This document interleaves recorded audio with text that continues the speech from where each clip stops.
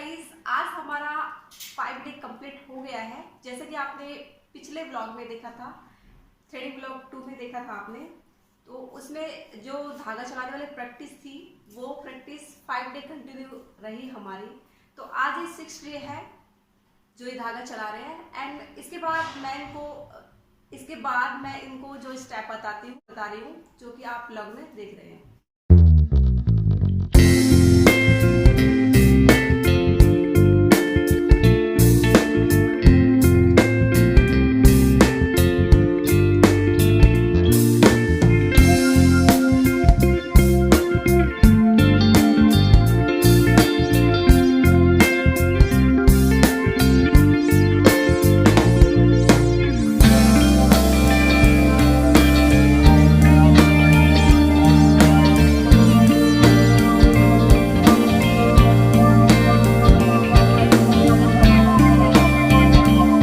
आपने एक वीक तक धागे की प्रैक्टिस रही एंड धागे की प्रैक्टिस के बाद जो मैंने उनको स्टेप्स बताया, उस प्रैक्टिस में मैंने अपने हाथ दिए थे उनको प्रैक्टिस करने के लिए, क्योंकि मेरा स्टूडेंट है।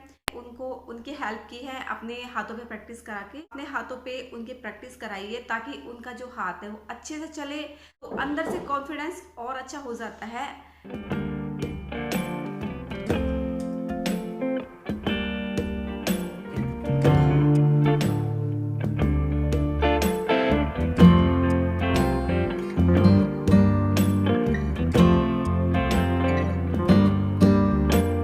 सो फ्रेंड्स, धागा चलाते चलाते काफ़ी दिन हो गए हैं। अब हम अगली स्टेप ले लेते हैं। तो अगली स्टेप पर मैं इनको अपने जो है हैंड पर प्रैक्टिस करने के लिए देती हूँ, क्योंकि हमारे पास कोई डेमो नहीं है।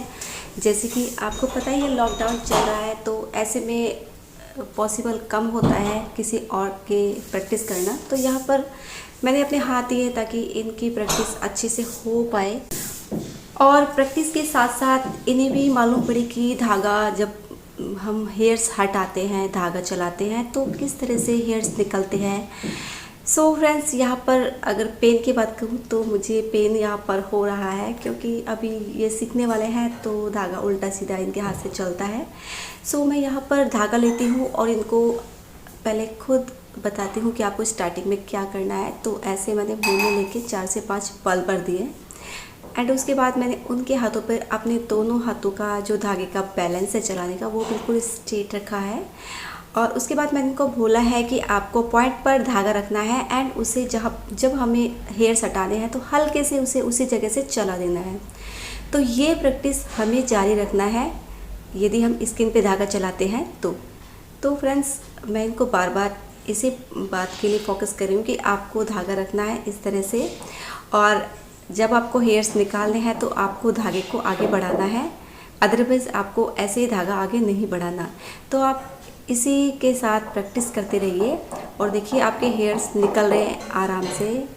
तो मैंने अब इनको अपना हाथ दिया है प्रैक्टिस करने के लिए, ताकि ये इनकी प्रैक्टिस है जो अच्छे से हो पाए।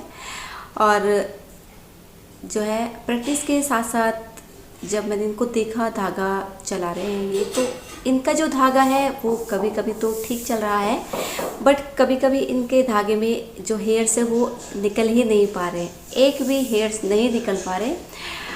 तो मैं इनको बीच बीच में इस बात के बारे में भी बता रही हूँ कि आपका जो थ्रेड है, आपका जो धागा है, वो स्किन को टच करते हुए निकलना चाहिए, तभी आप हेयर्स को निकाल पाएंगे। तो फ्रेंड्स, ऐसे ही बस हमारे कुछ मजाक ऐसे ही चल रहे हैं, क्योंकि इनके थ्रेड से जो हेयर्स है वो कभी निकल रहे हैं, कभी नहीं निकल रहे। बट गाइज, स्टार्टिंग में सभी के साथ ऐसा ही होता है, स्टार्टिंग प्रैक्टिस सभी की ऐसी ही होती है, क्योंकि कहते हैं कि छोटे से ही बड़ा बनना जाता है।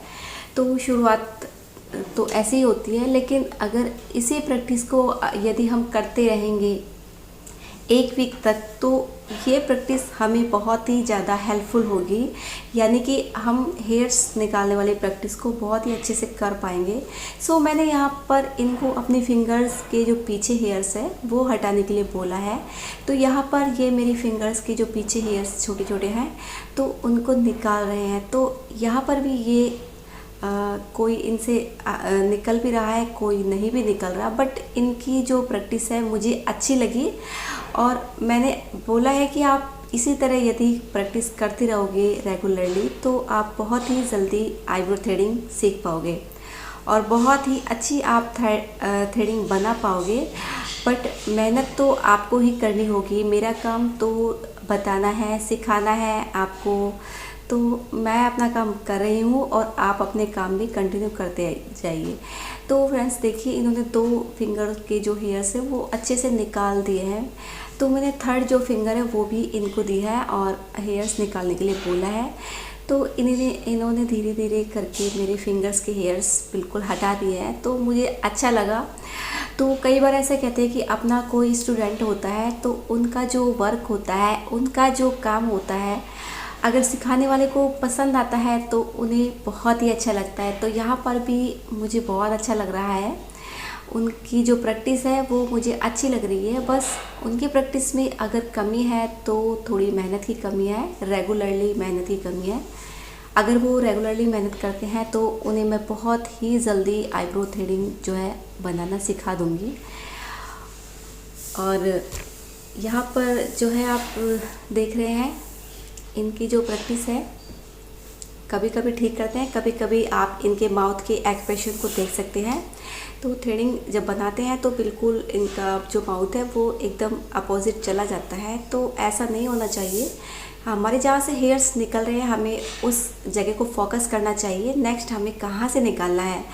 तो ये छोटी छोटी जो बातें मैं आपको बता रही हूँ, यही बातें मैं इनको बीच बीच में भी बता रही हूँ कि आप इन बातों पर फोकस कीजिए और इन बातों को ट्राई कीजिए।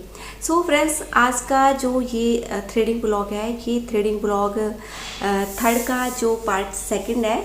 तो आप थ्रेडिंग ब्लॉग के अंदर जितने भी वीडियोस देख पाओगे वो सारी एक थ्रेडिंग बनाने से पहले सीख पाओगे कि हम थ्रेडिंग बनाने से पहले हमें कितनी क्या प्रैक्टिस करनी है। तो आपको इन वीडियो से काफ़ी हेल्प मिल पाएगी अगर आप थ्रेडिंग सीखना चाहते हैं। तो फ्रेंड्स, इसी तरह करते हुए मैं इनसे अपने जो हेयर्स है वो सारे क्लीन करा रही हूँ। और गाइज़, आप ये वीडियो देख रहे हैं और आप भी वीडियो देखने के बाद प्रैक्टिस कर रहे हैं, तो प्लीज़ आपसे मैं कहूँगी कि आप अपनी प्रैक्टिस को कंटिन्यू रखिए और कंटिन्यू आप अपनी प्रैक्टिस को बनाए रखिए। ये जो प्रैक्टिस जो हेयर रिमूव करने वाली प्रैक्टिस है, तो ये करीब मैंने इनको 1 वीक के लिए बताई है कि आप 1 वीक तक हेयर्स निकालते रहिए।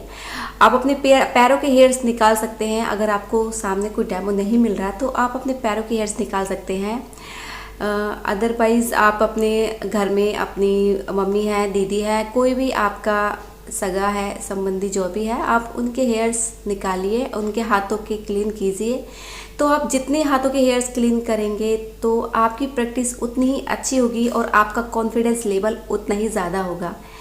तो गाइस, इसी तरह देखिए मेरी इनकी जो प्रैक्टिस चल रही है। मैंने उनकी धागा चढ़ाने की प्रैक्टिस कराई एंड उसके बाद मैंने उनको प्रैक्टिस के लिए अपने जो है हाथ दिए थे।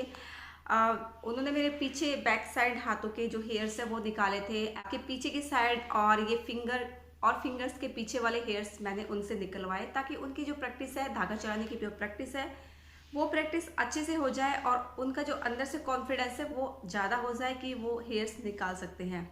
सो फ्रेंड्स, इसी तरह करके हमें स्टेप बाय स्टेप आगे बढ़ना है। एंड इसके बाद जो मैं स्टेप लेने वाली हूँ वो मैं उनको फेस का स्टेप देने वाली हूँ। इसके बाद जो मेरी स्टूडेंट धागा चलाएगी तो उनका धागा मैं फेस पे चलाते हुए आपको दिखाऊंगी। ये थ्रेडिंग ब्लॉग थर्ड के जितने भी पार्ट आप देखोगे, उन पार्टों के अंदर जब तक उनकी थ्रेडिंग अच्छे से नहीं बना पाते, मैं इसी तरह पार्ट डालती रहूंगी। और कई बार मेरे पास कमेंट आते हैं कि मैम हम थ्रेडिंग बनाना सीखना चाहते हैं, हमारा धागा ठीक से नहीं चलता। तो ये जो मेरे ब्लॉग वीडियो है, आप मेरे इन ब्लॉग वीडियो से बहुत ज़्यादा हेल्प आपकी हो सकती है। आप मेरे इन ब्लॉगों को देखिए, बहुत ज़्यादा आपको हेल्प होगी। और अभी भी आपको कुछ बात, कोई क्वेश्चन अगर आपके माइंड के अंदर हो तो प्लीज़ आप उसे कमेंट बॉक्स में लिख के डाल सकते हैं। तो फ्रेंड्स, मेरी थ्रेडिंग ब्लॉग 3 के अंदर मेरी पूरी कोशिश रहेगी कि मैं आपको अपने इन ब्लॉगों से आईब्रो थ्रेडिंग बनाना सिखाऊं और बहुत ज़्यादा हेल्पफुल ये व्लॉग आपके लिए होने वाले हैं। तो सभी व्लॉगों को देखिए और फुल वॉच कीजिए। आज की वीडियो अगर आपको अच्छी लगी, आपके लिए थोड़ी बहुत भी हेल्पफुल रही, तो प्लीज़ इस व्लॉग को लाइक कीजिएगा, आगे शेयर भी कीजिएगा और कमेंट करके मुझे ज़रूर बताइएगा। Thanks for watching my video. मिलते हैं आपसे कल एक नई वीडियो में। Bye bye.